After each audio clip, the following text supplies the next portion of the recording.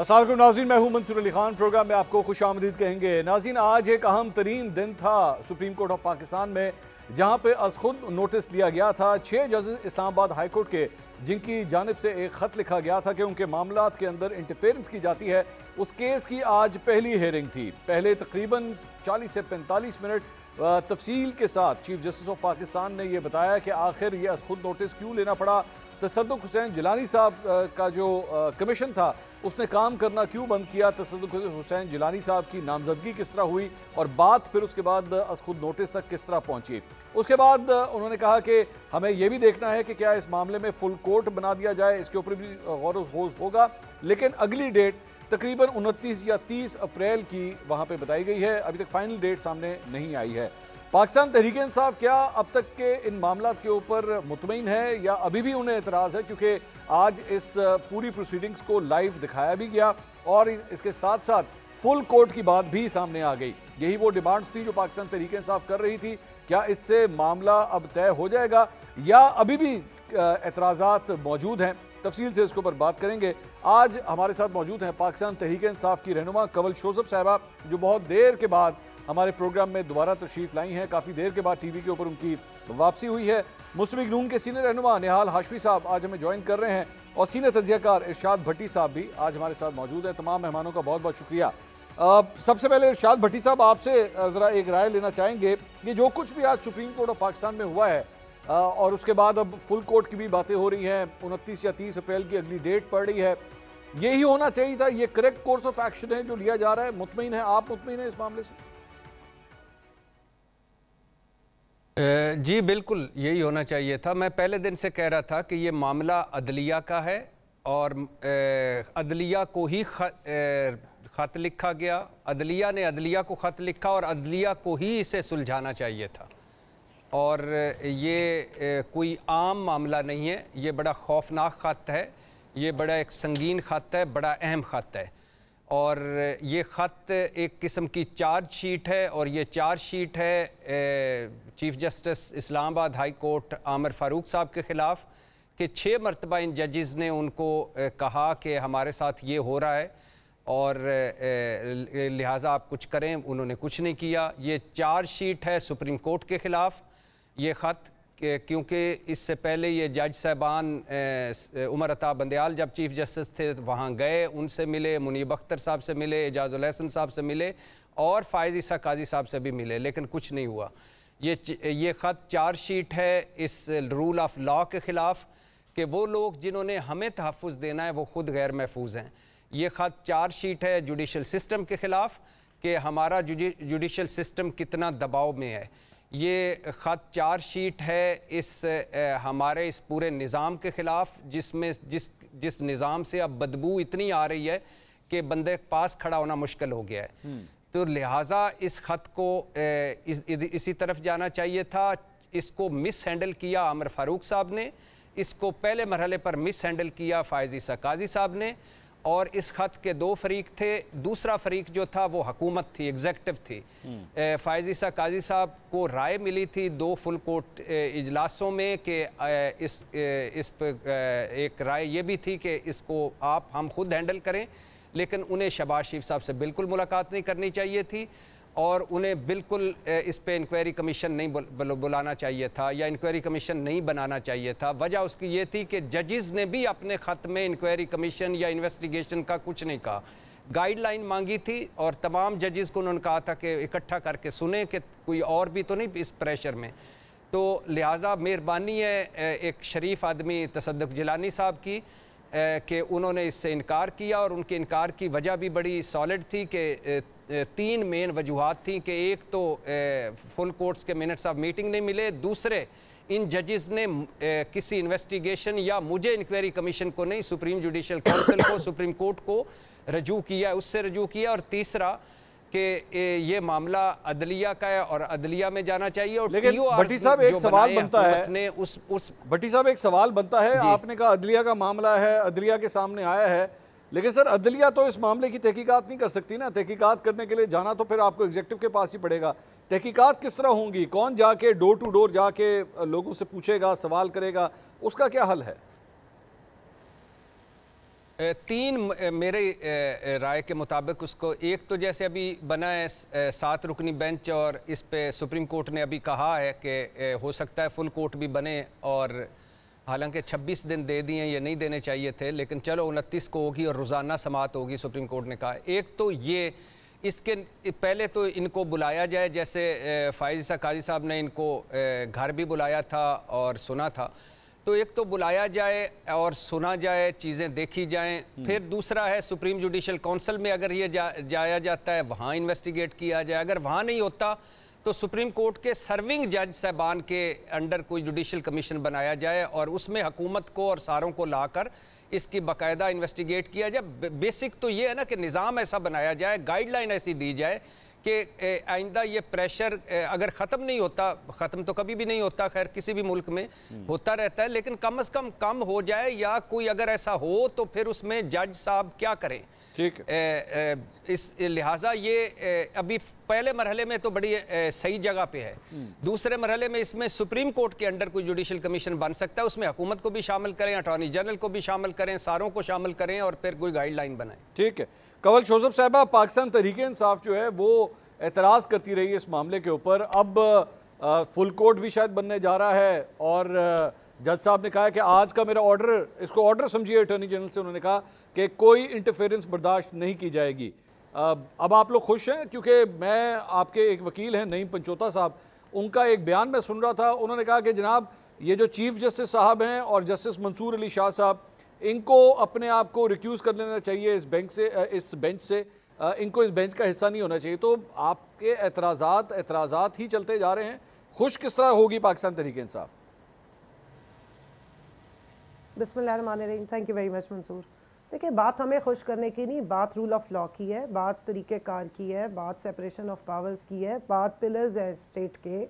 Main अगर एक pillar के अंदर दूसरा पिलर घुसने की कोशिश करेगा, या एग्जेक्टिव जो है वो जुडिशरी को कंट्रोल करने की कोशिश करेगी, और जो इंसाफ का निज़ाम इंसाफ है उसमें वो अपना बीच में रखने डालेगी, तो उसमें पाकिस्तान तहरीक इंसाफ की खुशी और गमी या खुशनुदी की बात नहीं हो रही है, बात पूरी स्टेट की हो रही है, बात स्टेट के बेसिक स्ट्रक्चर की हो रही है, बात कानून की हो रही है, आइन की हो रही है। अगर पाकिस्तान के सुप्रीम कोर्ट के बाद सबसे सीनियर जजेस अपने आप को सेफ नहीं कह रहे और वो ये बता रहे हैं कि बात उनके बेडरूम्स तक पहुंच गई हुई है, उनकी प्राइवेसी ब्रीच की गई है, उनको साइकोलॉजिकली प्रेशराइज किया गया है, उनके फैमिली के लोगों को प्रेशराइज किया गया है, तो ये कोई आसान बात नहीं है।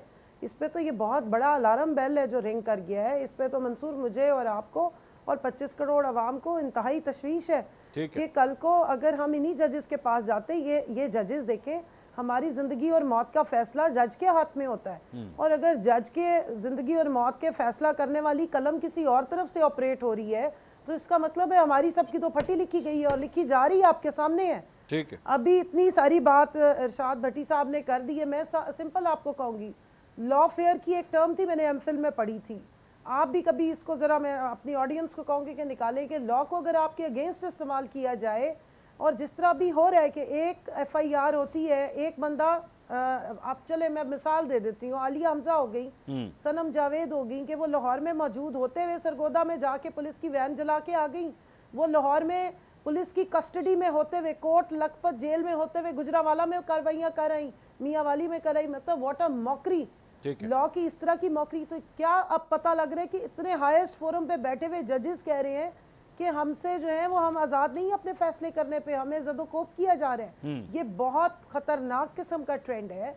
आपके जो 4 पिलर्स हैं, आप एक पिलर है उसमें से मीडिया, 4 पिलर्स में से एक मेन जुडिशरी आपकी जो है वो टोटल कह रही है कि भाई हमारी तो जो इंसान जो हमारे जैसे, देखिए कंवल साहब, वो आपने प्रॉब्लम तो आइडेंटिफाई कर दी, इसमें कोई शक नहीं है। अब जो कुछ हो गया है, ये जो इकदाम उठा लिए गए हैं, अब आप मुतमईन हैं या नहीं हैं? मंसूर, अभी तो मामला सब जुडिस है। देखें, अभी तो हाथी के दांत दिखाने के और हैं, खाने के और हैं। अभी तो देखिए, सबसे पहली बात ही ये थी कि एग्जेक्टिव के अंडर मिनिस्ट्री ऑफ आती है जो आपकी डिफेंस है, सारी एग्जेक्टिव को आपने सबसे पहले बुला के उनको बिठा लिया जो एग्जेक्टिव के लीड कर रहे हैं, उनको तो आप मतलब कॉन्फ्लिक्ट ऑफ इंटरेस्ट कैसे आपने मियां शहबाज शरीफ साहब को बुला के बिठा लिया। इसलिए मैं नईम पंचोता की बात को एंडोर्स करती हूँ कि जब आप इस तरह की मामलात चलेंगे तो फिर क्वेश्चन मार्क आ जाएगा आपके ऊपर कि आप इस तरह की अगर इंक्वायरी जो एक लीड हो सकती थी, जो आप ही कई भाई हैं, पेटी भाई हैं, आपके जज भाई हैं, वकील एक दूसरे के साथ खड़े होते हैं, जजेस एक दूसरे के साथ खड़े होते हैं, वो आपकी तरफ देख रहे हैं। हम अपने लिए तो नहीं मांग रहे, हमें तो नहीं मिल रहा था, ठीक है, मगर इनको तो इंसाफ दे दें। अगर ये इनको इंसाफ नहीं मिलेगा तो हमें कैसे मिलेगा भाई? सो मैं तो ये कहती हूँ कि जो आप इसकी फ्री एंड फेयर ट्रायल करें और ड्यू कोर्स यही बनता है, ठीक है कि सीनियर जुडिशरी खुद इसको देखे, फुल बेंच जाए और इस मामले को फौरन इस पे नोटिस लेके इसको मजीद स्पीड अप करे। और लगे हाथों वो जो कमिश्नर रावलपिंडी थे जिनको फातिरुल अकल बयान कर दिया गया, उनकी भी कोई जो दास्तान थी उस पर भी इंक्वायरी कर लें। 24-25 करोड़ अवाम ने वोट कहीं डाला था, 8 फरवरी को निकला कहीं और से है। तो अब अगर जाग ही गए हैं तो चलें इधर भी कोई नोटिस ले लें, तो बाकी अवाम का भी कोई रिड्रेसल हो जाएगा। निहाल हाशमी साहब, आपने जजों के ऊपर तनकीद करने की सजा काटी हुई है, बड़ी सजा काटी हुई है। लगता वैसे ये है कि आपकी जमात अब भूल गई है कि आपने वो क्या कुछ किया था उस वक्त, लेकिन फिर भी आपने तो वो सज़ा भी काटी हुई है। तो आज दोबारा जजेस को बुरा भला कहने के हवाले से या इंटरफेयर करने के हवाले से मामला सामने है, तो आप बतौर एक सिटीज़न, मैं मुस्लिम लीग नून के रहनुमा के तौर पे नहीं कह रहा, बतौर एक शहरी आपका नहीं दिल करता था कि आप कहें कि जनाब मुझे तो सज़ा हो गई, अब जो मामला के अंदर इंटरफेयर अगर करता है और ये पता लगता है तो दें उसको भी सज़ा? आपकी पोजीशन ये नहीं होनी चाहिए निहाल साहब? बिस्मिल्लाहिर्रहमानिर्रहीम। मंसूर भाई, जजेस के ऊपर प्रेशर कभी एलएफओ के नाम से रहा है, कभी पीसीओ के नाम से रहा है, प्रेशर रहा है, मगर गुज़श्ता 1-2.5 से डायरेक्ट डाले भेजे गए, फ़ोन गए, व्हाट्सएप गए, मैसेजेस गए और फिर उन पे असर नहीं हुआ। हालिया दिनों के जो जजेस हमने देखे वो एक्ट करते रहे as a SDM, as a DC, as commissioner, administrative power ज़्यादा लेते रहे, लीगल पावर कम इस्तेमाल करते रहे। और वो कहा है ना कि अगर बस्ती में आग लगती है तो घर जलेगा घर सबका। तो पहले तो आम पाकिस्तानी बेचारे इससे मुतासिर होते थे, मगर जब इनके घर तक बात आई, जब इन 6 जजेस तक आई, तो फिर इनको तपिश महसूस हुई और ये अच्छा किया, बर वक्त गए। मगर जो लोग बातें करते हैं उनसे मैं सिर्फ एक बात करना चाहता हूँ। आज अरशद मलिक का भी बयान सामने और शौकत अजीज सिद्दीकी साहब ने तो बार में आकर के, अपने मदर बार में आके जिस तरह से बरमला नाम लिया फैज हमीद साहब का और आईएसआई को जिस तरह से उन्होंने कहा, उसी वक्त इंक्वायरी हुई चाहिए थी। और अगर नहीं हुई तो फिर देखा जाए कि उस वक्त चीफ जस्टिस पाकिस्तान कौन थे। अगर साकिब निसार साहब और जनाब आसिफ सईद खोसा साहब ने उसको कारपेट के नीचे डाल दिया तो सबसे पहले उनको बुलाना चाहिए। वो कानून से बालातर नहीं, वो सबके लिए कानून के एहतराम की बात करते हैं।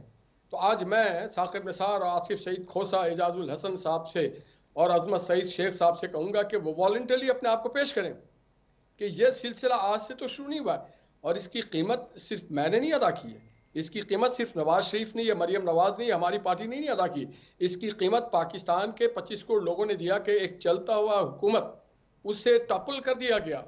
और फिर क्या हुआ कि हमारी मईशत को डुबा दिया गया, हमारी माशत तबाह कर दी गई, हमारी सियासत को गिरवी रख दी गई और हमारे हालात इतने खराब कर दिए गए। निहाल साहब मैं माजरत के साथ, लेकिन ये जो आर्गुमेंट है ना, ये इसे क्लासिकल केस कहते हैं, व्हाट अबाउट दैट।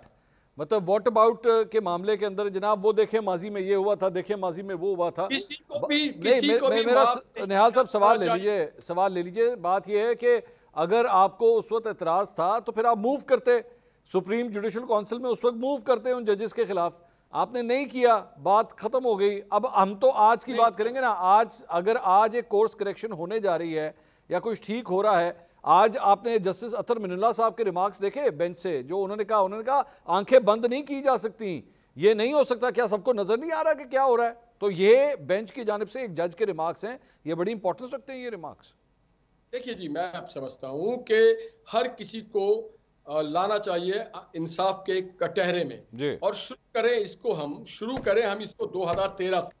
अच्छा। और हम उस वक्त से क्या हुआ है, किस तरह से उस वक्त से इस बात का इंडिया दिया गया था कि हम पे प्रेशराइज कर रही एजेंसीज।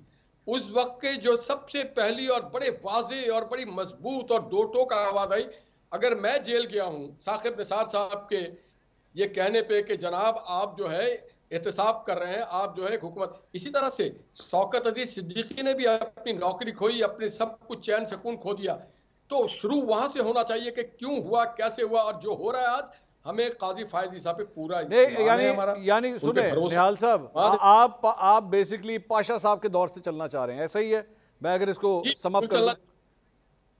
बिल्कुल चलना चाहिए, बिल्कुल मैं वहीं से चलना चाहता हूं। अच्छा। और मैं चाहता हूं कि वंस दूध का दूध और पानी का पानी हो जाना चाहिए। और आने, इसीलिए मैं आपको एक बात बताऊं, और अगर आप ये नहीं कर सकते तो 2008 में एक एग्रीमेंट हुई थी पाकिस्तान के मुख्तलिफ सियासी जमातों के दरमियान, उसका नाम था COD, और उसमें था truth conciliation, fact finding, truth and conciliation. और उसमें जुडिशरी के बारे में ही बात किया गया था कि किस तरह से इनको इंतखाब किया जाएगा, किस तरह से इनको मुंतखब किया जाएगा। और मैं एजेंसीज की भी बात करना चाहता हूँ, अगर वो हलफ लेते हैं जब काकूल में कि हम सियासत में मुदाखलत नहीं करेंगे, तो फिर उनको भी आप ऑन टास्क लें कि जनाब आप अपने अल्लाह से जब हलफ बात करते हैं, अल्लाह को गवाह बना के बात करते हैं कि आप सियासत में मुदाखलत नहीं करेंगे, तो आप कैसे मुदाखलत तो निहाल साहब फिर कहानी फिर मेरी बात सुने ना, कहानी फिर 2013 से तो नहीं, तो फिर आइए फिर 1990 से शुरू करते हैं, क्या ख्याल है? IGI किस तरह बनी, उस वक्त के DGI साहब ने क्या रोल अदा किया, फिर तो कहानी वहां से शुरू करते हैं, क्या ख्याल है? तो फिर जरूर करें पाकिस्तान, जिससे पाकिस्तान के अवाम को महसूस हो कि उनको अब इंसाफ मिल सकता है, पाकिस्तान के लोगों को महसूस हो कि आइन और कानून की बालादस्ती हो रही, पाकिस्तान के अवाम को महसूस हो कि आज हमारे सारे इदारे इंडिपेंडेंट हैं और वो अपना काम एहसन तरीके से पाकिस्तान के, और जब मुल्क में पॉलिटिकल स्टेबिलिटी आएगी तो फिर मुल्क की इकोनॉमी भी ठीक होगी, मुल्क में भाईचारा होगा, मुल्क का निजाम भी ठीक होगा। इरशाद भट्टी साहब, कहानी सर बनेगी अगर 2013 से शुरू करेंगे सर, तो या फिर पीछे जाना पड़ेगा? अब क्या करें सर, ये तो फिर फाइलों पे फाइलें खुलना शुरू हो जाएंगी। अगर यहाँ पे कुछ होने भी लगा तो नून लीग की जानिब से ये इतराज आएगा कि भाईजान सिर्फ यहाँ नहीं, फिर तो पिछली हुकूमतों के हवाले से भी सब कुछ खोलें। फिर मंसूर एतराज नहीं आएगा, ये हमारा मुतालबा है। नवाज साहब ने ये मुतालबा किया है, ये जजेस और उनके साथ जो सहूलतकार थे, फैज हमीद साहब हो या जनाब बाजवा साहब हो, उनको भी टास्क पे लेना चाहिए। जनरल फैज हमीद और जनरल बाजवा को भी टास्क में लेना चाहिए। चलें आ गया ये पॉइंट, इस पे मैं कंवल साहब से थोड़ी देर में पूछता हूं, लेकिन भट्टी साहब पहले जवाब दे दें। जी भट्टी साहब। अभी मोहतरम निहाल हाशमी साहब ने एक फ़िक्रा बोला, वो एक शेर का है, राहत अंदोरी का शेर है, और शेर बड़ा मज़े का इसलिए मैं सुना रहा हूँ कि लगेगी आग तो लगेगी आग आएंगे घर कई जद में, लगेगी आग आएंगे घर कई लगेगी आग आएंगे घर कई जद में, यहाँ पे हमारा मकान थोड़ी है, और जो साहिब मसनद हैं कल नहीं होंगे, किराएदार हैं ज़ाती मकान थोड़ी है, लगेगी आग आएंगे घर कई जद में, यहाँ पे सिर्फ हमारा मकान थोड़ी है। तो बात सिंपल और सादा सी है कि अभी उन्होंने कहा कि कल को भी इसमें शामिल कर लें, बिल्कुल कर लें, कोई हर्ज नहीं, लेकिन उन्होंने साथ लफ्ज़ सहूलतकार भी बोला, तो बिल्कुल कर लें। इसमें फिर बड़ा कुछ आएगा, वो भी आएगा जो मोहतरम निहाल साहब ने कहा, उसको भी आना चाहिए, और वो भी आना चाहिए कि वापसियाँ कैसे हुई, चंद समातों में सारे केस ख़त्म कैसे हुए, ये रिस्क फ्री और गारंटियों भरी वापसी का मतलब क्या था, ये ख्वाजा आसिफ साहब हमें क्यों बताते हैं कि इस्टेब्लिशमेंट की मदद से नवाज शरीफ साहब बाहर गए, और हालांकि हम तो समझते थे कि अदालत ने और हुकूमत ने इजाज़त दी, तो ये भी आना चाहिए। फिर ये क्यों कहा जाता है कि आप चारों तरफ से गारंटी मिल गई और जब वो वापस आएंगे तो सब कुछ होगा।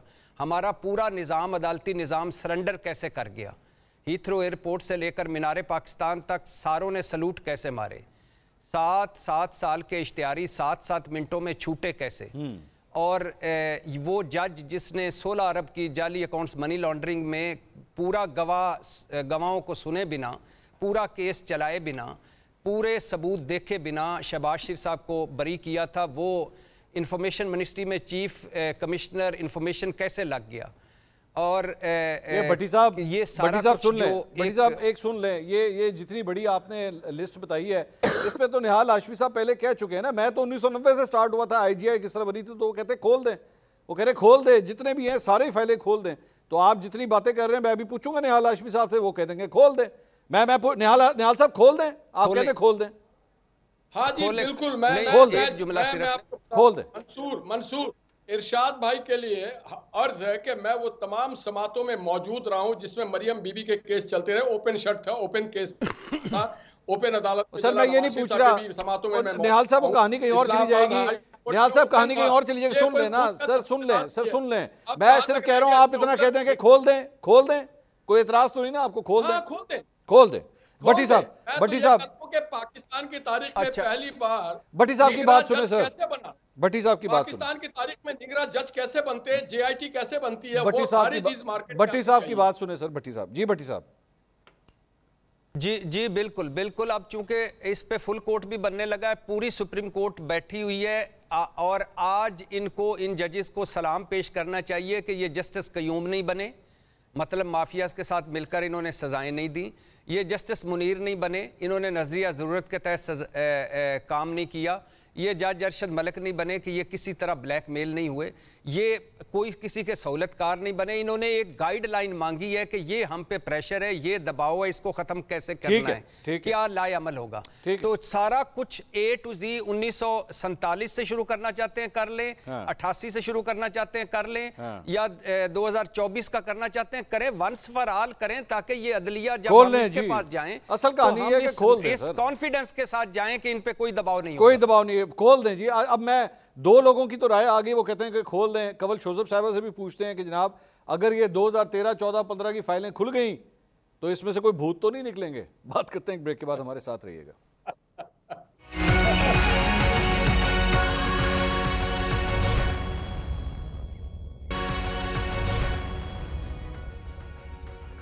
नाज़रीन welcome back after the break. Break से पहले निहाल हाशमी साहब ने कहा कि जनाब फाइलें खोलें तो फिर पीछे से खोलें, 2013, 14, 15 की फाइलें भी खोलें। इरशाद भट्टी साहब ने कहा जी खोल दें सारा कुछ, कोई मसला नहीं, 90 से भी बल्कि 47 से शुरू करें अगर करना है तो। कंवल शोजब साहिबा से भी राय ले लेते। कंवल साहिबा, ये 2013 की, 2014 के 126 धरने में वहाँ पे एजेंसियों का क्या किरदार था, अदलिया ने क्या किरदार अदा किया? अगर ये फाइलें खुल गई तो कोई भूत छूत तो नहीं निकलेंगे अंदर से? नहीं मंसूर, बिल्कुल नहीं निकलेंगे, बहुत अच्छे फैक्ट्स निकलेंगे, मेरा ख्याल है खोल दें। अच्छा, बल्कि जिस तरह ये कह रहे हैं 1947, मैं भी यही कहती हूँ कि लियाकत अली खान के मर्डर की भी इन्वेस्टिगेशन करें। अदलिया ने अभी देखें साबिक वज़ीर आज़म भुट्टो साहब को इंसाफ दे दिया 44 साल के बाद, तो वो भी तो हमारे वज़ीर आज़म थे ना, उनकी भी ज़रूरी है पता चलना चाहिए। मोहतरमा फातिमा जिन्ना मादरे मिल्लत है, उनका पता लगना चाहिए। बाकी इंक्वायरियाँ भी खोलें। उसामा बिन लादेन के पास $10,000 उनसे लेके बेनज़ीर की हुकूमत गिराई थी, वो मीटिंग्स जो की गई थी उनका भी पता लगना चाहिए। $10,000 नहीं, फॉरेन फंडिंग के कंवल साहिबा, $10,000 की तो वैल्यू कोई नहीं है। $10 मिलियन होगा मेरे ख्याल में, $10,000 तो कुछ भी नहीं है। 10 मिलियन, सॉरी, हाँ 10 मिलियन। रोजों में 1000 और लाख का फर्क थोड़ा चेंज हो जाता है। उसामा 10 लाख डॉलर बेचारे का, को इतना में ना करें कि $10,000 पे बिक गया है। जी जी कंवल साहिबा प्लीज गो अहेड। नहीं, उसामा नहीं बिका था, उसामा से लेके जिन्होंने हुकूमत गिराई थी वो इतने भी काफी होते हैं उनके लिए। और उसके बाद आप वो छंगा मांगा में जो उनको भी ना करें, वो भी $10,000 से उनकी ज्यादा है, वो भी बेचारे। उससे पहले वो के केसेस चल रहे थे ना जी, वो तो चंद लाख पे भी बिकते रहे हैं, तो वो सारा खोलें। मैं तो चाहती हूँ कि एक दफ़ा ये सारी क्लीनिंग हो ही जाए। वैसे भी अभी वो एनिवर्सरी आ रही है हमारी 9 मई वाली, उस वक्त तक अगर ये इंक्वायरियाँ भी खुल जाएं, सारी फुटेजेस आ जाए सामने, हर चीज़ खुल के सामने आ जाए, पता लग जाए किसका क्या रोल था, कहाँ वायलेंस की गई, किसके कहने पे की गई। वैसे कंवल साहिबा, मैं अगला एक सवाल करना चाहूँगा। कंवल साहिबा, मैं आपसे पहले पूछ लेता हूँ, फिर मेरा यही सवाल निहाल हाशमी साहब से भी होगा। अगर आप लोगों को, आप दोनों को, जाहिर बात है आप पार्टी के लीडर्स हैं, लेकिन आपसे ऊपर पार्टी के एक सदर हैं या चेयरमैन हैं या बानी चेयरमैन हैं, इस तरह आप, मतलब आपके लिए इमरान खान साहब हैं, उनके लिए नवाज शरीफ साहब हैं। अगर आप दोनों को पता लगा कि आपके पार्टी के सरबराह माजी के अंदर जो है वो एजेंसियों के लिए काम करते रहे हैं या एजेंसी के उस वक्त के किसी डीजी के हवाले से कोई ना कोई किरदार अदा करते रहे हैं, छोड़ देंगे पार्टी अपनी, कह देंगे कि जी आज के बाद हमारा इससे कोई ताल्लुक नहीं, ये तो जमहूरी बंदा ही नहीं है, हम इसके साथ नहीं रहेंगे? कंवल साहिबा, अगर आपको 2013, 2014 के बारे में कुछ पता लगा तो आप छोड़ देंगी पार्टी, इमरान खान को छोड़ देंगी फिर आप? मंसूर, मैं आपको अभी बता रही हूँ कि मुझे मालूम है कि ऐसा कुछ है नहीं, इसीलिए मैं अपनी पार्टी के साथ स्टैंड ले रही हूँ। और मैंने ये सारा जो जुल्म और जबर है ये बर्दाश्त किया है। 18 केसों में अभी मैंने 18 FIRs में मैंने अभी अपनी जमानतें कराई हैं और एक रिट पटिशन तीसरी डाली है पता करने के लिए कि और कहाँ कहाँ मेरे ऊपर कितनी जो है वो कार्रवाइयाँ की गई हैं। सो देखें ये सारी स्ट्रगल, और आप चेक करा लें, मैं पार्लियामेंट्री सेक्रेटरी थी प्लानिंग मिनिस्ट्री की। अगर मिनिस्ट्री से कोई बंदा ये बता दे कि 1 रुपया भी मेरे खाते में है किसी का, मेरा मिनिस्ट्री के कई लोगों ने पैसे देने, मैंने वहां से कभी नहीं कोई चीज उठाई, और अल्लाह का शुक्र मैं तो गाड़ी भी अपनी इस्तेमाल करती हूं। 2018 में कंवल साहब मैं डायरेक्टली पूछ लेता हूं ना, 2018 के इलेक्शन में उस वक्त एजेंसीज का कोई रोल था? ये जिस तरह थोड़ी देर पहले निहाल हाशमी साहब ने जनरल बाजवा का, जनरल फैज का जिक्र किया, उस वक्त कोई रोल था? मैं बताती हूँ। अच्छा, बिल्कुल था, मैं बताती हूँ आपको। वो डार साहब जीते हुए थे और उन्होंने ख्वाजा आसिफ साहब को जिता दिया। अच्छा। राना सनाउल्लाह उस 2018 में भी हारे हुए थे, इनको जिता दिया गया। सरगोदा से वो हमारे जो रांझा साहब हैं वो हारे हुए थे, उनको जिता दिया गया। किसने ये एजेंसी का रोल था कि 25 सीटें किसने किया? 25 सीटें किसने? 25 सीटें इमरान खान की, 25 सीटें पीटीआई की, हमारी जो है वो आरटीएस बिठा के हटाई गई। किसने किया ये? कौन है वो? इन्हीं ने, जिनके साथ इन्होंने NRO2 साइन किया है और जिनकी मौजूदगी में मुदाखलत भी हुई, साजिश भी हुई और हमारी हुकूमत भी गिराई। आप क्या जनरल बाजवा की बात कर रही हैं? मैं खुल के बोलता हूँ कंवल साहब, मैं खुल के बोलता हूँ, जनरल बाजवा की बात कर रही हैं आप? बोले आप जनरल बाजवा की, पता है आप जनरल बाजवा की बात मुझे बता दें। आज मंसूर साहब, आज 3 अप्रैल है। आज से ठीक 2 साल पहले आप असेंबली की कार्रवाई उठा के देखें कि कासिम सूरी साहब ने क्या कार्रवाई की थी, और उसके बाद फिर अदालत ने, दोनों अदालतें खुली थी रात को, 6 से लेके 9 तारीख को जिस दिन हमारी हुकूमत गिरी है, उस वक्त भी तो कुछ हेयरिंग्स हुई थी। ठीक है। उमर अता बंदयाल साहब ने इन सबको बुला के डाइस पे मौका दिया था और वो पूरी कार्रवाई की गई थी। अभी भी साइफर केस चल रहा है। मुझे बताएं कि क्या साइफर की कॉपी उमर अता बंदयाल साहब को सुप्रीम कोर्ट में नहीं भेजी गई? क्या उस वक्त जो है वो स्पीकर के ऑफिस में नहीं भेजी गई? क्या उस वक्त नहीं कहा गया था कि इंक्वायरी बनाई, कमीशन बनाया जाए? वो आपको शायद याद होगा। नहीं तो आप बंदयाल साहब से भी नाराज हैं? रिक्वेस्ट करके अपॉइंटमेंट की थी तो उन्होंने छोड़ दिया। आप बंदयाल साहब से भी हम नाराज हैं? मैं इस सिस्टम से नाराज हूँ। आप इस सिस्टम, मैंने आपने सवाल का जवाब नहीं दिया, आपने मेरे सवाल का जवाब नहीं दिया। मैं आपसे पूछ रहा था कि 2018 के इलेक्शन में वो जो आपसी सीटें गिनाई हैं, क्या आप जनरल बाजवा को कसूरवार ठहरा रही हैं या किसी और को ठहरा रही हैं? देखिए, मैं इन सबको कसूरवार ठहरा रही हूँ जो उनको फोन करते रहे हैं। ये इतने मोमिन बन रहे हैं, मुझे बताएं क्यों कॉल्स करते रहे हैं? हाँ। क्यों जाके मिलते रहे हैं? और अभी क्या हुआ है? अभी जो 17 सीटों पे लाए तो नवाज शरीफ साहब को थे, कबूतर उनसे उड़वाते रहे और बाद में उनके तोते उड़ा के तो शहबाज शरीफ साहब को बिठा दिया है। गलते उत्थे हुई सी। ये क्या हुआ है अब? ठीक, ये अब क्या हुआ है मुझे बताएं। ठीक, तो ये सारी बातें ना करें। वो इस असेंबली में वो 99 नामों के सामने जो झूठी इन्होंने उठाए हैं ओथ, मैंडेट चोरी करके, पता तो सबको है। वो जो रिजर्व सीटों का बंदर बांट हुई है और माले गनीमत की तरह लूटी गई, कौन सी मुझे आइन पढ़ा के बता दें उसमें से शिक निकाल के कि अगर जिनकी बनती है उनको नहीं मिलेंगे तो बाकियों में बांट दी जाएंगी। टॉफियां थी या रेवड़ियां थी? तो बताएं निहाल साहब, आपने इस मुल्क में वो सबज किताब आइन का क्या असर किया है आपने? आप मुझे बताएं, एक आखिरी देख लें, अगस्त के महीने में जब इनकी हुकूमत जाने वाली थी उससे 2 महीने तक की आप मंसूर लेजिस्लेशन उठा लें। 15 लोग बैठे हुए हैं, 5 लोग बैठे हुए हैं, इन्होंने वो लेजिस्लेशन इंप्लीमेंट कराई। वो आरिफ अलवी साहब चले गए, उन्होंने 1-2 जगह एतराज उठाया तो कौन डंडे सोटे लेके सर पे खड़ा हुआ है? मैं पूछूंगा जी, मैंने हाल साहब से पूछूं। इस मुल्क में रहने के लिए मैंने कॉस्ट पे किया कि मेरे बच्चे इस मुल्क में रहें, हम इस मुल्क में रहें, हमारे लोग खुशहाल हों। हमने तो यहाँ महल नहीं बनाए। निहाल साहब से मुझे पूछने दें, निहाल साहब जवाब दें जी। जुबानी जमा खर्च, निहाल साहब वो कह रही हैं उन्हें कोई एतराज नहीं, उन्हें कोई एतराज नहीं, 2013 2014 जो मर्जी खोलें, लेकिन खोलें, सब कुछ खोलें, सबको पता लगना चाहिए अवाम को। उन्होंने कहा 2018 के अंदर तो हमसे इलेक्शन चोरी हुआ है। देखिए मंसूर, अभी अवाम को पता चल चुका है सब कुछ। मंसूर, आपने पूछा अवाम को सब पता है कि आपके लीडर का या उन लोगों से राब्ता रहा है तो क्या आप उनके साथ रहेंगे, छोड़ देंगे? तो उन्होंने कहा मैं समझती हूँ कि नहीं, हमारा नहीं रहा है। मगर मैं अपने लीडर के बारे में कह सकता हूँ कि मोहम्मद नवाज शरीफ साहब के बारे में तो ये इल्ज़ाम है कि उन्होंने हमेशा इस्टेब्लिशमेंट के साथ उनकी माहर आराई रही और उन्होंने कई आर्मी चीफ्स को लगाया भी और बरतरफ भी किया। मियाँ मोहम्मद नवाज शरीफ का इशू एक ही है, वो किसी को ना हटाने के हक में है ना लगाने के हक में। वो ये कहते हैं जिसको आइन ने जो रोल दिया है, जो अवाम ने जिसको जो किया है, वो अपने अपने दायरे में रह के काम करे। जो मईशत वाला है का काम करे, एग्रीकल्चर का काम करे, इंजीनियर इंजीनियरिंग करे, सियासतदान सियासत करे, पुलिस पुलिसिंग करे, अफवाज पाकिस्तान लॉ एंड ऑर्डर माने हमारी बॉर्डर को सिक्योर करे, जजेस इंसाफ करे। तो मोहम्मद नवाज शरीफ साहब ना किसी के खिलाफ थे, ना किसी के हक में ज्यादा गए।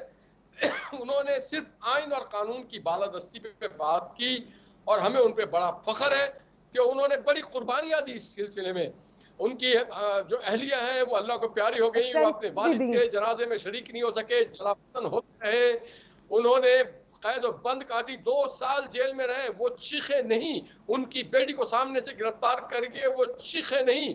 उन्होंने सहूलतें नहीं मांगी, पूरे खानदान, पूरी ऑफिस, पूरी पार्टी को बंद कर दिया गया, हमसे हमारा निशान छीन लिया गया, चीखे नहीं। क्योंकि हम चाहते हैं कि पाकिस्तान के लोगों के लिए हमें अगर कोई आपसे एक मिनट निहाल साहब, 1 मिनट, आपसे आपका निशान छीन लिया गया, ये आप क्या पाकिस्तान तहरीक इंसाफ में आ गए?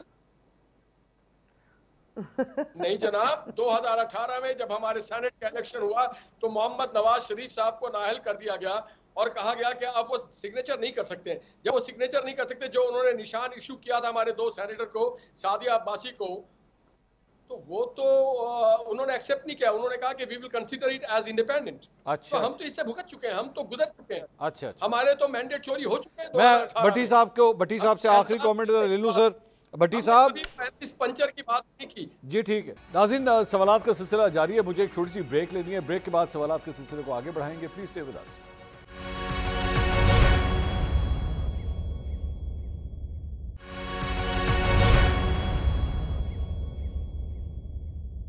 नाज़रीन, welcome back after the break. Break से पहले बड़ी ज़बरदस्त डिस्कशन चल रही थी, सवालात के सिलसिले को आगे बढ़ाते हैं। भट्टी साहब, आपने नोट किया, निहाल साहब ने पूरी एक लिस्ट बता दी है।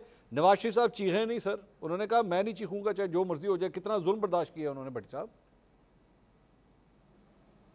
मेरा ख्याल है ये जो सब कुछ ये 76 साल के बाद हम ये जो बनाना रिपब्लिक पाकिस्तान देख रहे हैं और जिस बनाना रिपब्लिक निज़ाम में है, इसके कसूरवार मैं और आप हैं मंसूर भाई। चलो मैनू ना हमें पाओ, छोड़ जाना चाहिए। अपने करो, बस ताड़ी मेहरबानी। हाँ, नहीं, मुझे लगता है कि आप मुझसे ज्यादा इसमें आपका हाथ है, तो लेकिन बहरहाल हम हमारे दोनों के हाथ निकलेंगे। सब पवित्र हैं, सब पाक हैं, सब दूध के धुले हुए हैं, सारे इस फरिश्ता सिफत लोग हैं और हम बदनसीब हैं कि जो इनको पहचान नहीं सके, इनकी कदर नहीं कर सके। इस मुल्क पे रहम करें, इस मुल्क के 25 करोड़ लोगों पर रहम करें खुदा के लिए। हमारे मसाइल क्या हैं? एक कट्टा असी बन नहीं सकते, नवा कट्टा खुल जाता है। और इतनी कब्रें हैं जिसमें इतना कुछ दफन है कि कोई भी इसमें ऐसा नहीं है कि जो कह सके कि मैं हूँ जो पाक हूँ, मैं हूँ जो साफ हूँ, मैं हूँ जो जिस पर कोई इल्ज़ाम नहीं लगाया जा सकता। खुदा के लिए अब पिछला अगर आप खोलना चाहते हैं वो भी खोल लें, लेकिन अब एक तहिया तो ज़रूर करें ना कि इससे आगे हमारे लिए, इस मुल्क के लिए और हमारे आने वाली और अपने आने वाली नस्लों के लिए इस मुल्क पर रहम कर दें। वो हमारा हमसाया हम जैसे ही था, वो चांद पे पहुंच गया है। हम अभी मशकूक ख़त पे ये नहीं पता कर सके कि ये रेशमा ने लिखा है कि दिलशमा ने लिखा है। खुदा के लिए अब बस कर दें यार, बहुत हो गया, आगे बढ़ें। बहुत बहुत शुक्रिया इरशाद भट्टी साहब, निहाल हाशमी साहब और कंवल शोजब साहब, आपका बहुत शुक्रिया। नाज़रीन, आर्गूमेंट्स आपने सारे सुने, फैसला आपने करना है कौन सही है और कौन गलत है। कल इंशाल्लाह आपसे दोबारा मुलाकात होगी। अल्लाह हाफ़िज़।